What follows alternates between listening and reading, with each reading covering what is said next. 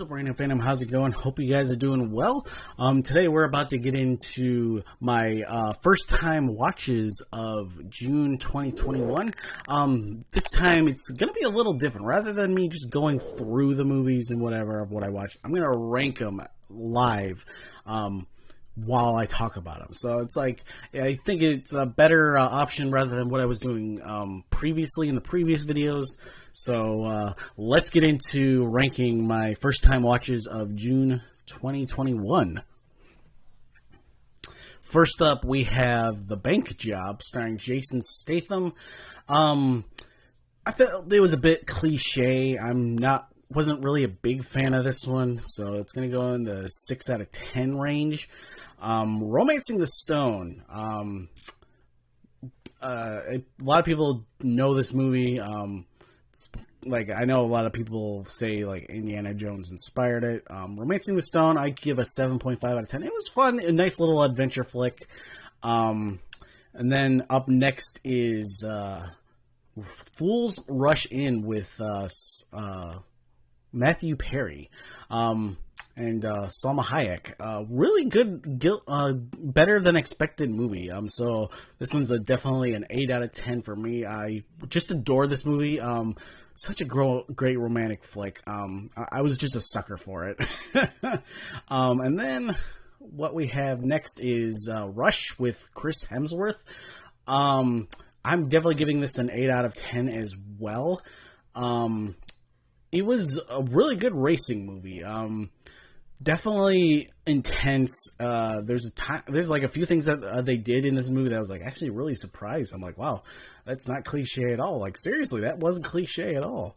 Up next is Sorcerer. I'm giving this an 8.5 out of 10. It's the remake to Wages of Fear, the foreign film. Such a great flick about some workers who have to trek through dangerous forest and rainforest and all that kind of stuff to get some supplies from one end to the other. Really good flick. It really is. Better than expected, because Wages of Fear is a masterpiece, and Sorcerer came close. And then we have Yul Brynner's Anastasia from the 1950s. Definitely giving this a 7 out of 10. Was a little disappointed by it, because Ingrid Bergman, she's fantastic. But all in all, it's just like the production design was great, but I was rather let down just a little bit. Then we have Gypsy the Musical. Gonna give this a 7 out of 10 as well. I was rather disappointed by this as well, because it's like the musical numbers were great, but like, I guess it was just the early days of like nobody cared if you could sing or not. And like, there was a lot of bad singers I felt in this movie, so definitely not my most favorite of musicals, but yeah. Then we have Humphrey Bogart's High Sierra. Rather disappointed with this one, so it's going to go in the 6 out of 10 range. It just feels so bland and whatever. It was a little boring too. Not to, say that all older or black and white movies are boring or whatever. Just this one, it just didn't land the mark for me. Then we have The Roaring Twenties with James Cagney. James Cagney seems to do no wrong, and I absolutely adore The Roaring Twenties, and I'm going to give it a 9 out of 10. Definitely the best movie from one of the best movies I've seen from the 30s in a long while.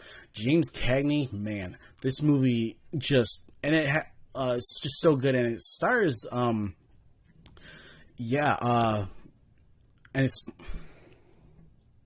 and it stars Humphrey Bogart, of all things, and there's like a brief. His role is very brief and whatever, and there's like a line in here that just like was whoa, okay. And then we have Vince Vaughn's Freaky from last year. Not many people saw this, but it's actually really, really good. I give it an 8 out of 10. Definitely a really good movie. One of the finer things of the film is that it's a more body swap type film, kind of like Freaky Friday, but it gives you the title of Freaky. And then we have In the Heights. Man, do I love this movie. In the Heights is a 9.5 out of 10 for me. I saw this in IMAX in the theater, and it was just so good.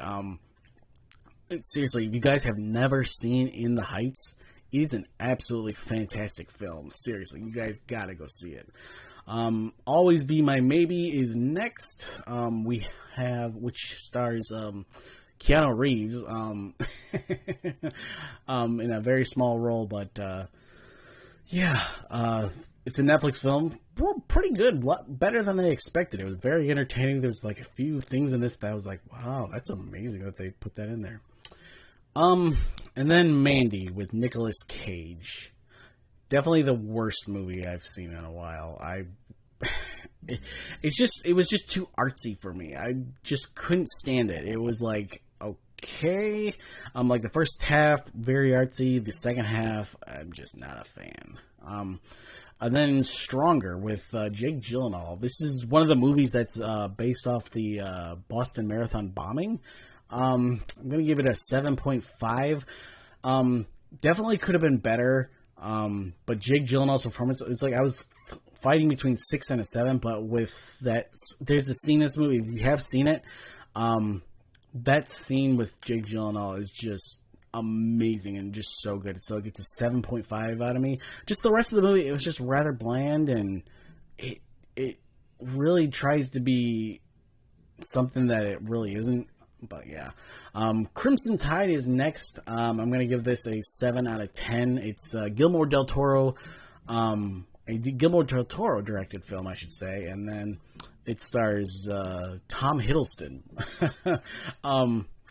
I really love the aesthetic of the film. I love the production design, but the story is rather bland for me, and just really cliche. Then we have Pixar's Luca. I'm giving this also a 7 out of 10. It's just middle of the road Pixar movie. Could have been better. At least it wasn't worse. Wish Dragon on Netflix. It's a Sunny Animations movie. Wish Dragon gets a 7.5 out of me because it's like I had seriously low expectations from the film. Like seriously low expectations, but I enjoyed it more than I was expecting, and I actually laughed quite a few times, and so man. And then we have Fatherhood from Netflix starring Kevin Hart. This was actually really good and much better than expected. Like, I saw the trailer, it caught me at the heart, and this movie absolutely does the same to me. And like, Kevin Hart can act. He really can. And then we have Mark Wahlberg's Patriots Day, the other film that is based off the marathon bombing incident. This gets a 9 out of 10 for me. So well done. Like, the way they go about it is just amazing. I love how they really gave the FBI and like how they caught the guys and all that kind of stuff, all that jazz. Such a great intense flick. And then we have Jon Favreau's Chef. Also a 9 out of 10. I really adore this movie. It's got Scarlett Johansson as well. Robert Downey Jr. makes a brief cameo in it. It kind of reminded me of Ratatouille because of all the food. But it's such a well done film. Like, it's so good. And then we have Ryan Reynolds and Sandra Bullock in The Proposal. I'm giving this a 7.5 out of 10. Much better than expected. Ryan Reynolds, not in his usual, comedy shtick that he is now, but before that, and he's really good. Sandra Bullock is good too. Up next is Little Fockers. I give this a 7 out of 10. I was seriously expecting super low expectations for this. But yeah, like, Little Fockers was much better than expected. Better than Meet the Fockers. And then we have F9. Giving this a 6 out of 10. Definitely one of the lowest since Fast and Furious 4 for me, with the Fast and Furious franchise. It seems they got a little too cocky and whatever, and we're like, oh, this is too unbelievable, but they'll eat it up anyways. But like, no, I don't think so.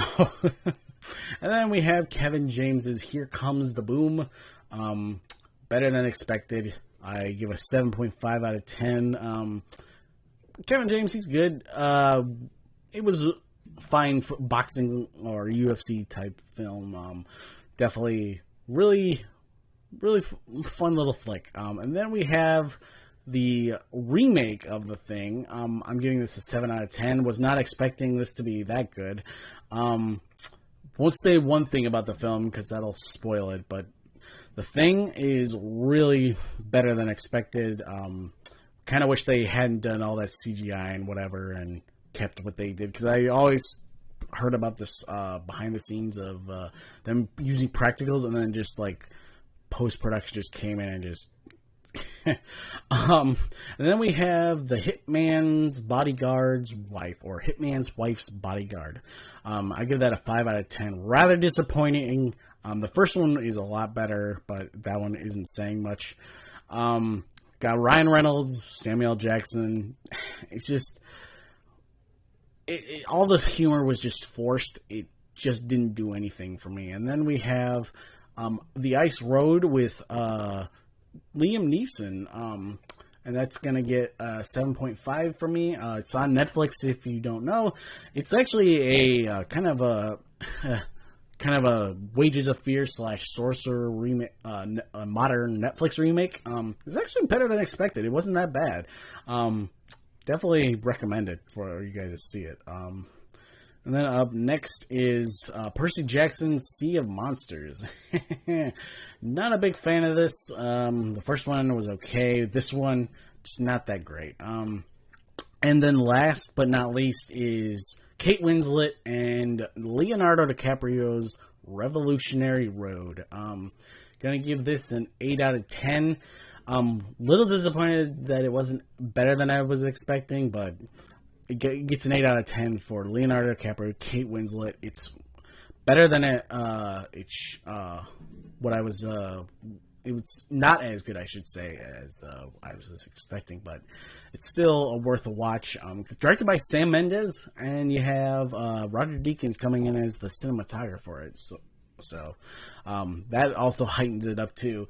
But yeah, so that's all the rankings. So Mandy is the worst. Next comes The Hitman's Wife's Bodyguard. Then comes Percy Jackson. Then High Sierra. Then The Bank Job. Then Fast 9. And then after that comes Little Fockers.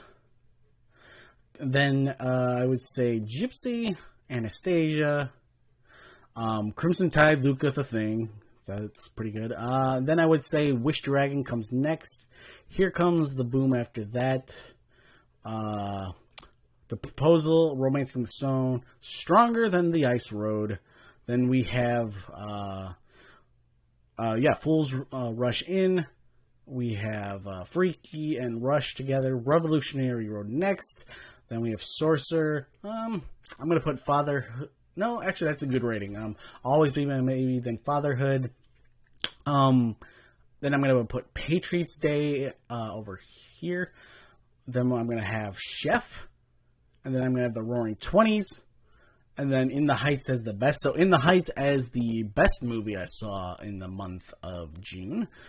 And then the least favorite of the bunch is Mandy. Alright guys, so that was my first time watches and ranking of all the films I saw in the month of June.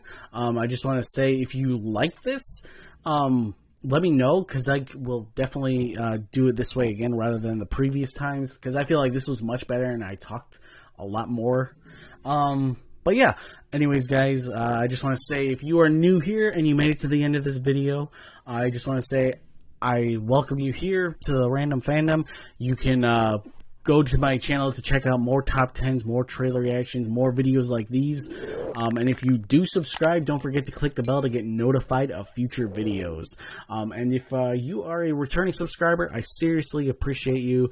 I have a Patreon if you would like to support me there. You get early access to videos and once a month request to where you get a video made by me at your request. I have polls and a bunch of other stuff coming to the Patreon soon. I also have a Twitter if you'd like to follow me there. I have a Discord also if you'd like to join there to join the conversation and all that kind of stuff. So I just want to say one last time, you guys, I appreciate you. Stay random.